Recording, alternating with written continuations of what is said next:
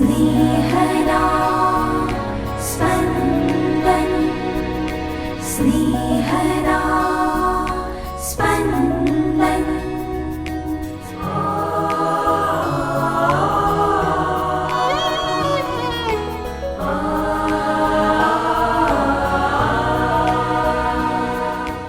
સામાન્ય કાળના 22મા અઠવાડિયાનો શનિવાર, જે આજ્ઞાપાલનથી માનવનું અહિત થતું ન હોય તેવી આજ્ઞાનો ભંગ ન તો પાપ કહેવાય ન તો અપરાધ.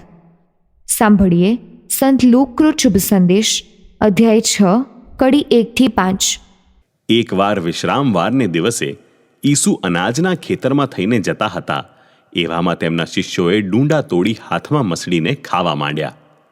આથી કેટલાક ફરોશીઓએ કહ્યું, વિશ્રામવારને દિવસે જેનો નિષેધ છે તે તમે શા માટે કરો છો? ઈસુએ તેમને જવાબ આપ્યો, દાવીદ અને તેના સાથીદારો ભૂખ્યા થયા હતા, ત્યારે દાવીદે જે કર્યું હતું તે તમે વાંચ્યું નથી? ઈશ્વરના થાનકમાં જઈને ત્યાં ધરાવેલા રોટલા લઈને તેણે ખાધા હતા અને પોતાના સાથીદારોને આપ્યા હતા. જે ખાવાનો અધિકાર પુરોહિતો સિવાય બીજા કોઈને નથી. પછી ઈસુએ તેઓને કહ્યું, માનવ પુત્ર વિશ્રામવારનો પણ માલિક છે. स्नेहदा स्पन्दन स्पन्दन। જૂના સમયમાં અઠવાડિયાનો 7મો દિવસ એટલે કે શનિવાર વિશ્રામવાર તરીકે માનવામાં આવતો હતો, કારણ કે ઈશ્વરે 6 દિવસના સૃષ્ટિ સર્જનના કાર્ય પછી 7મા દિવસે વિશ્રામ કર્યો હતો. ફરોશીઓ વિશ્રામવારના દિવસે શું ન કરી શકાય એની વ્યાખ્યા બાંધવામાં એવા તો ગૂંચવાઈ ગયા કે આ આજ્ઞા તેનો મૂળભૂત અર્થ અને પ્રયોજન જ ગુમાવી બેઠી. ફરોશીઓ માનતા કે લેખિત આજ્ઞાઓ ઉપરાંત ઈશ્વરે મોશેને મૌખિક આજ્ઞાઓ પણ આપી હતી, જેનો પરંપરાગત અમલ થતો આવ્યો હતો.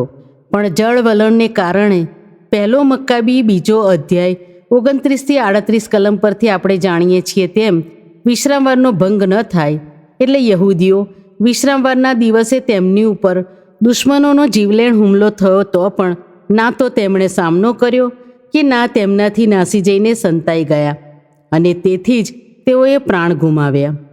આવી મોટી જાનહાનિએ તેમની આંખો ઉઘાડી. પછી તેઓએ 39 કાર્યોની યાદી બનાવી જે વિશ્રામવારને દિવસે ન થઈ શકે. આ બધાને શાસ્ત્રોનો કોઈ આધાર નહોતો, તેથી ઈસુ ફરોશીઓ સમજી શકે એ ઉદાહરણથી તેમની જડ માન્યતાને પડકારે છે. ઈસુ ફરોશીઓને દાવીદનો દાખલો આપે છે કે જ્યારે દાવીદ અને તેના સાથીદારો ભૂખ્યા થયા હતા ત્યારે તેઓએ જે રોટલાઓ પુરોહિત સિવાય ખાવાનો હક નહોતો તે ધરાવેલા રોટલા પણ ખાધા હતા. અહીં શિષ્યો કોઈ લણણી કરતા નહોતા કે જેનાથી વિશ્રામવારનો ભંગ થઈ જાય. ઈસુ સાચે જ તેમના કથન અનુસાર નિયમ સંહિતાના વચનોનો ઉચ્છેદ નથી કરતા, બલકે તેને વધુ અર્થસભર બનાવે છે. કોઈ પણ નિયમ કે કાયદા પાછળ એક ચોક્કસ હેતુ હોય છે. વિશ્રામવારની આજ્ઞા પાછળનો હેતુ કે 6 દિવસ કામ કરીને માનવી 7મા દિવસે વિશ્રામ લે અને તેના તન અને મનને આરામ આપે. કુટુંબ સાથે સમય વિતાવીને કુટુંબમાં પ્રેમના વાતાવરણને વધુ મજબૂત બનાવે તથા પરમેશ્વરનો વીતેલા સપ્તાહ માટે આભાર માનીને નવા સપ્તાહ માટે આશીષ માંગે. આ મુખ્ય હેતુ અવગણીને વિશ્રામવાર જેવી ઈશ્વરની પ્રેમાળ ભેટને ફરોશીએ જળ વલણથી બોજારૂપ બનાવી દીધી હતી. યહૂદીઓએ ઈસુનો સ્વીકાર નહોતો કર્યો અને આજે પણ તેઓ ઈસુમાં શ્રદ્ધાને બદલે નિયમોના વમળોમાં એવા તો ફસાઈ ગયા છે કે આધુનિક ઇસરાયેલમાં પણ a guide to the practice observance of the Sabbath નામના પુસ્તકના વોલ્યુમ્સ વેચાય છે. આ જળ નિયમો ઘુસાડનાર ફરોશીઓ નશ્વર માનવીઓ હતા, જ્યારે દરેક નિયમને નવો આયામ અને અર્થ આપનાર ઈસુ તો પરમેશ્વર પિતાની સાથે જ અનાદિકાળથી અસ્તિત્વ ધરાવે છે અને તેથી સાચે જ ઈસુ વિશ્રામવારના માલિક છે. માર્કના શુભ સંદેશમાં પ્રભુ ઈસુ એક જ વાક્યમાં વિશ્રામવારની સુંદર સમજ આપે છે કે વિશ્રામવાર માણસ માટે છે, માણસ વિશ્રામવાર માટે નથી. ઈસુએ આપણી માટે બધું સરળ બનાવ્યું છે. આપણે એને ગૂંચવી ન નાખીએ તેની કાળજી રાખીએ.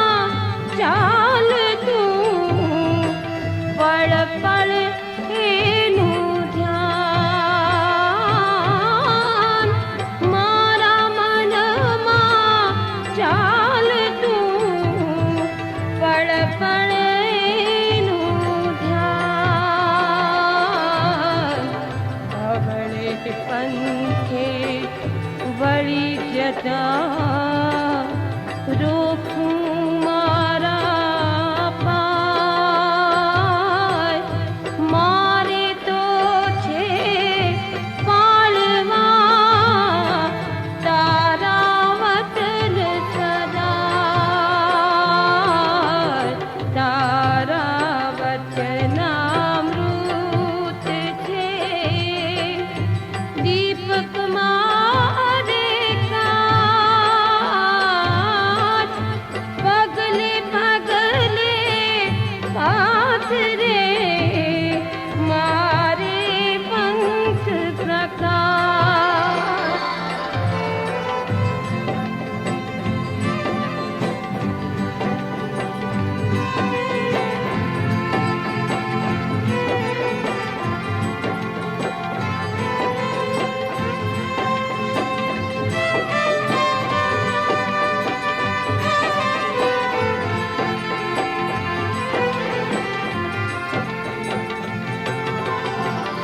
વહેલી પરોઢે ઉઠીને ધાના ખું તુજ પાસ,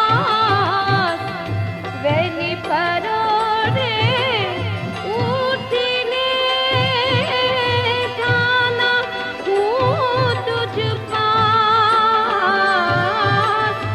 તારા વચનો માં પ્રભુ મુજને છે વિશ્વાસ,